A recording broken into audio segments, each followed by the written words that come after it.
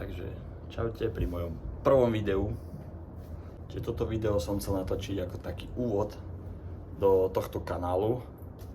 Vlastne bude to o tom, čo by ste možno mali vedieť, keď tu chcete niekedy prísť. O tom, čo urobiť, čo neurobiť a čo sú také základné veci, také essentials, čo by ste tu mali mať. Základné veci. Čiže prvá taká vec je určite pozrieť si správnu letenku. Odporúčam pre Kaliforniu je najlepšie obdobie, myslím, že jeseň, zima a začiatok roka, pretože je tu menej ľudí, menej turistov, stále je tu teplo, teplejšie ako u nás, proste v lete by sa to tu nedalo vydržať. Druhá vec, ktorú budete potrebovať, ktorá je taká, že základná, essential pre trip do Ameriky sú víza. A keď chcete ísť na dovolenku, tak tie víza budete potrebovať turistické, ktoré sú na 3 mesiace. Volajú sa ESTA, to je len taký formulár, ktorý si môžete vyplniť cez internet. Trvá to, 15-20 minút, kým si to všetko prejdete. Na konci zaplatíte nejaký ten poplatok, ja neviem, prvýkrát som platil $16, myslím, teraz som platil 21 a vlastne potvrdenie vám príde ešte v ten istý deň. A ešte keď sa vrátim ku príchodu na letisko, tak vy keď vlastne prichádzate z Európy, tak ako neobčan Spojených štátov si vás vždycky dajú určitých skupín, akože nepôjdete cez brány, kde by išli normálni, ale pôjdete cez tie medzinárodné bránky. Tam je vždycky nejaký ten proste pracovník toho Border Protection, kokos po slovensky, neviem, jak sa to povie, proste colník kvázi, hej, a on sa vás potom pýta určité otázky, že ako dlho tu budete, niekedy mu treba ukázať aj spiatočnú letenku, pýta sa, že prečo ste tu prišli a bla bla bla, proste každý je iný, hej. Teraz keď som tu šiel, tak úplne to bolo nič, 1-2 otázky a proste pustili ma. A minule, keď som došiel do LA, tak to bolo, že proste, že prečo som prišiel, že ako dlho tu chcem byť a že čo robím na Slovensku a ja, že som bol nezamestnaný, tak vravím, že ako nemám prácu. A hneď úplne zmena pohľadu, že ukáž mi spiatočnú letenku, či tu niekoho nepoznám, či tu nechcem pracovať a ja, že nie, že proste od malička tu som strašne chcel ísť. A že to tu mám rád, tak som to chcel vidieť a ona taká, proste to bola ženská a vraví, že tak dobre, že vidí, že som akože v pohode. Ona sa pozrela na môj pas a videla, že proste Slovenská republika, hej. A vraví, že Slovákov tu veľa nechodí. A potom taká, že ona má brata a on má manželku z Nitry. A ja pozerám, že odkiaľ? Že z Nitry. A ona, že áno, že zo Slovenska a že taká bola celá rada. A už potom bolo dobre, hej. Tak sme trocha pokecali, ale to bolo tie 2 roky dozadu. Teraz to bolo úplne akože easy peasy. Ďalšia z takých dosť základných vecí je ubytovanie. Ako každý cestovateľ toto pozná, že ubytovanie je vždycky tá najväčšia čiastka, okrem letenky. A obzvlášť tu v Spojených štátoch a tu v Kalifornii, pretože Kalifornia je jeden z najdrahších štátov v USA. Ubytovanie som si poriešil takto, ako môžete vidieť tu. Toto je moja izba, 4 lôžka, bývam na hosteli. Je to taká lacnejšia alternatíva, pomerne dostupná a je to úplne v pohode, keď sa chcete len prísť vyspať na ubytovňu. Hej. Ešte vám môžem niečo povedať o tomto hosteli, ako funguje, ak ste náhodou nikdy predtým na hosteli nebývali. Vlastne je to ako hotel, len s takýmito poschodovými postelami. V tomto konkrétne, on sa volá Same Sun Hollywood, možno to niekde dám. Tento hostel ponúka na výber viac možností, hej. Že sú tu izby, kde je 8 lôžok, 6 lôžok a ja som si vybral takúto, že sú tu iba 4 lôžka. Je tam aj možnosť, že si to môžete zabukovať bez toho, aby ste to zaplatili. Čiže prídete tu a zaplatíte to na mieste už. Čo je, si myslím, že aj keď je to možno trocha drahšie, tak je to lepší spôsob, pretože nikdy neviete, čo sa môže stať a keďže je to bezplatné zrušenie, tak ste viac menej safe. No, Funguje to tu tak, že od 7 ráno do 9 sú raňajky, to sú v cene, čo je ako úplne že super, pretože ak tu idete napríklad na budget, tak ušetríte prachy. Hej, máte zadarmo jedlo. Túto jedlo není celkom akože najlacnejšie a všetko, čo je zadarmo, tak to je dobré. Ďalšia vec je, že keď tu idete napríklad ako ja, že s jedným ruksakom na mesiac, potrebujete si to aj Jessica oprať.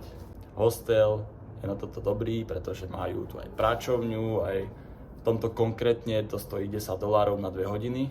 Majú tu takisto automat, kde si kúpite proste malý Tide, taký ten prípravok, čo šupnete do práčky a idete, hej, proste takto. V Amerike to pranie prádla je iné ako u nás, pretože u nás sme zvyknutí, že každý máme doma práčku, si operiete proste, mama vám operie, alebo sami si periete, to už je na vás.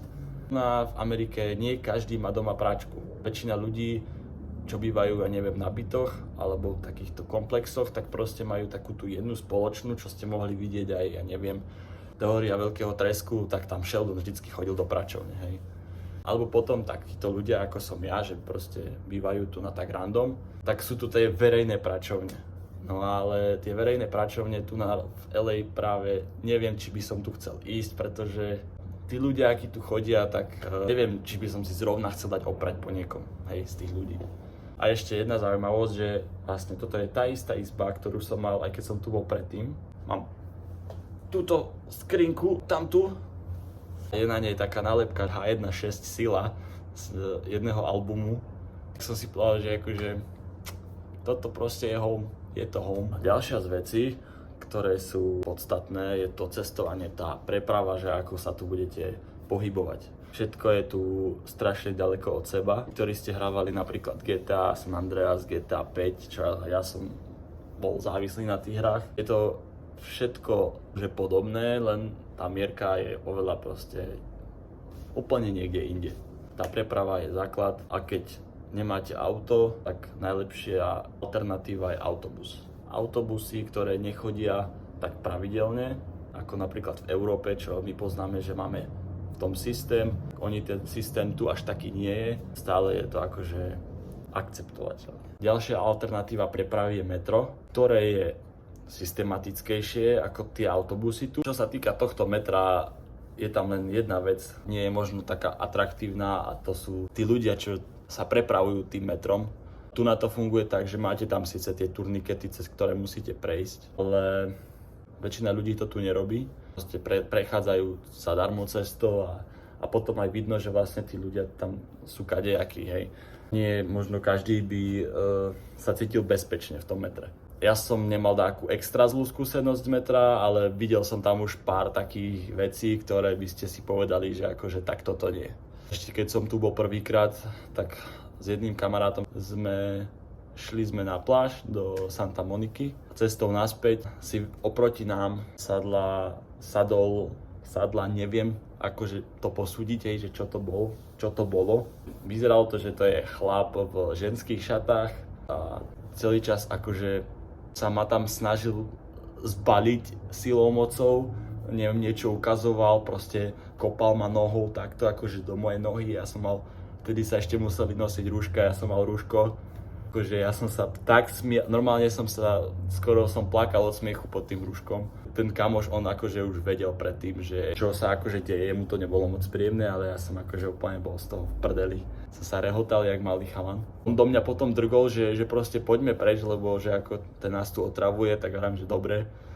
Tak ďalšia zastávka, tak sme proste vybehli z toho vozňa do druhého. Na ďalšej zastávke sme zasa to prebehli, lebo zasa tam samozrejme kto si v tom druhom bol. A takto, akože našťastie to nebolo nič hrozné. Keď sa vrátim k tejto situácii, čo je tu teraz, už to nie je také ako predtým a som nevidel nikoho proste na zemi s nejakými striekačkami kričať alebo tak. Už je to také ukľudnenejšie. Tak, to je metro.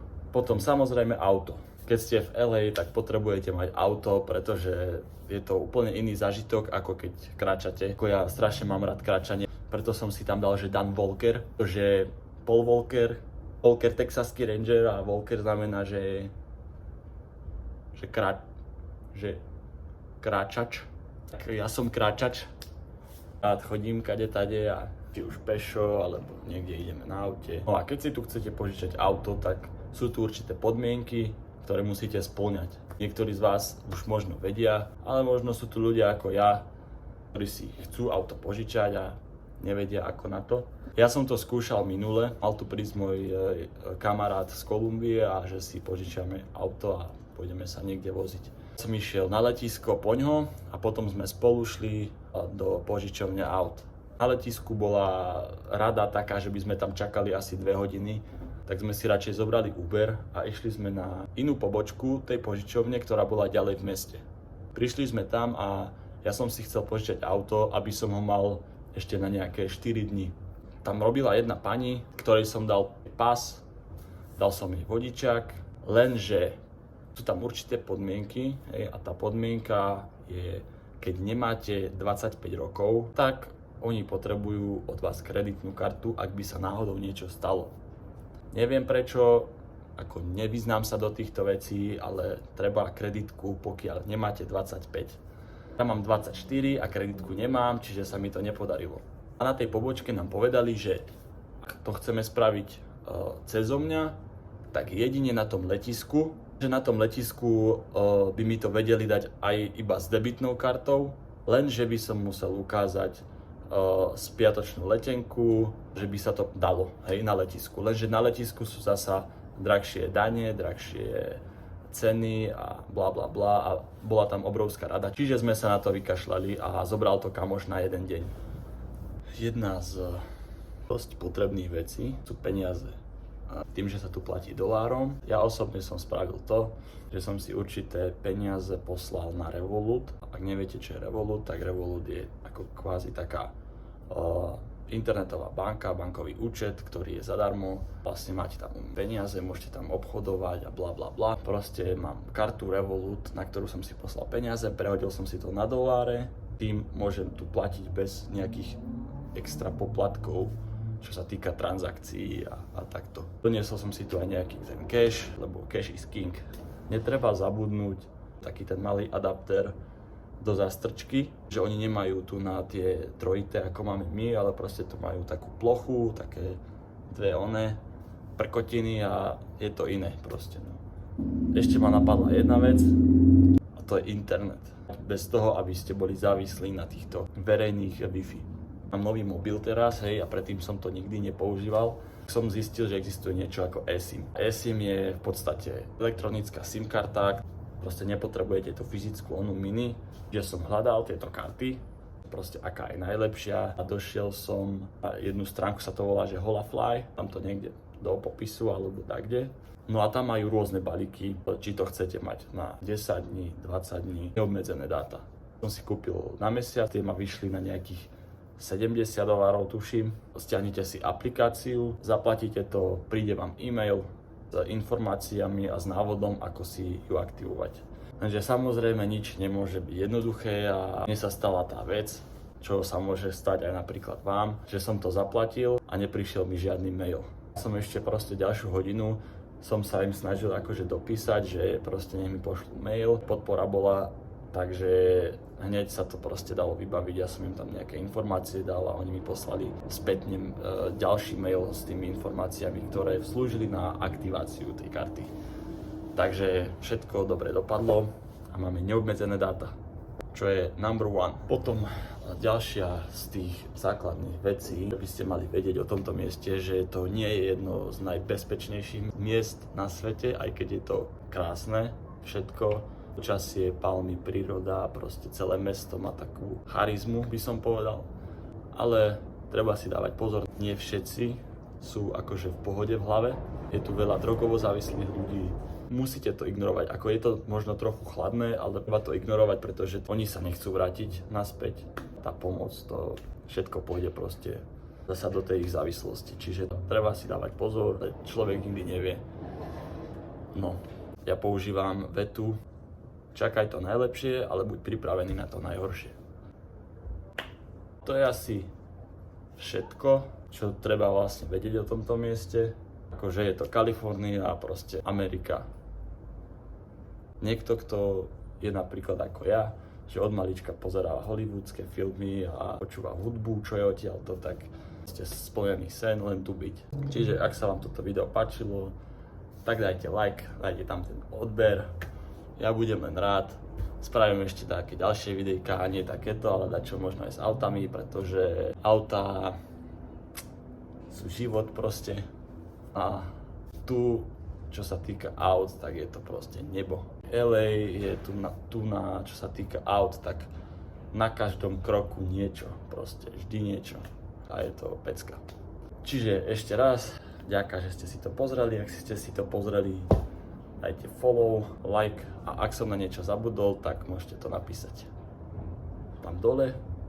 Ja idem ešte vyriešiť celú túto YouTube situáciu, hej, lebo proste som tu prvýkrát. No a ideme strihať. Čaute a vidíme sa pri ďalšom videu.